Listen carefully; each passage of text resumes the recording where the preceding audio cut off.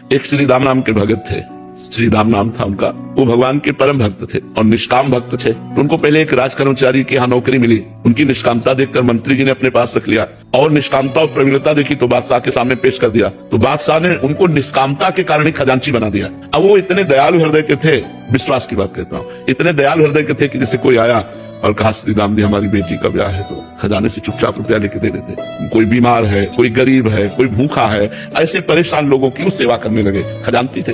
और ये बात काजी को पता चली तो वैसे ही वो जलता था कि कितने उच्च कोटि के पद पर बैठ गया। उसने तुरंत बादशाह से शिकायत की कि श्री राम आपके खजाने को आपकी बिना अनुमति के लोगों को बांट रहा है। उनको बुलाया गया तो अब झूठ तो बोलेंगे नहीं। तो उनका हुजूर हम किसी को दुखी नहीं देख सकते, इसलिए उनका अनुमति लेनी चाहिए। बात तो सही है, अनुमति लेनी चाहिए। तो आप अपराधी हो ना, अनुमति तो नहीं ली। उनका तो काजी से कहा तुम इसकी दंड विधान करो। तो उनका फांसी की सजा, वो तो जल ही रहा था, तुरंत फांसी की सजा। उनको विश्वास था भगवान परम मंगल भवन है, अमंगल होने ही नहीं दे सकते। अब बादशाह की तरफ से फांसी की सजा पास हो गई और उनको हथकड़ी बेड़ियों से जकड़ लिया गया और बद के स्थान के लिए ले जाने के लिए पहले उनको घुमाया गया बाजार से होते हुए कि अपराधी इन्होंने ये अपराध किया इसलिए इनको फांसी की सजा। इधर उनको ले गए, इधर जो है एक झोली टांगे हुए श्याम वर्ण का 14 वर्ष का बालक आकर खड़ा हुआ और कहा सलाम हुजूर।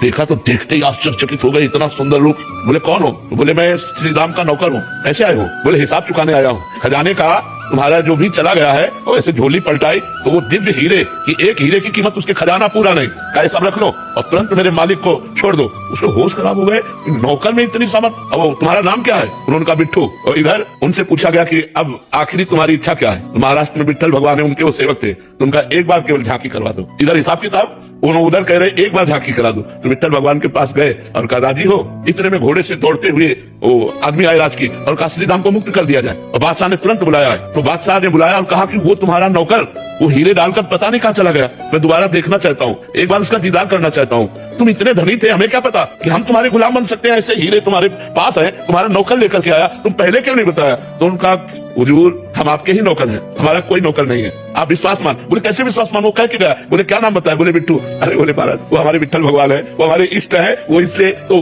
वो रो पड़ा। उसने कहा एक बार दीदार करा दो। बोले हमारी सामर्थ्य नहीं, वो स्वतंत्र है, अगर वो चाहे तो दर्शन दे सकते। मैं विश्वास कि जो मैं धर्म का कार्य कर रहा हूँ, भले फांसी मिली है लेकिन भगवान मेरी रक्षा करेगा। तो भगवान ने रक्षा की कि नहीं?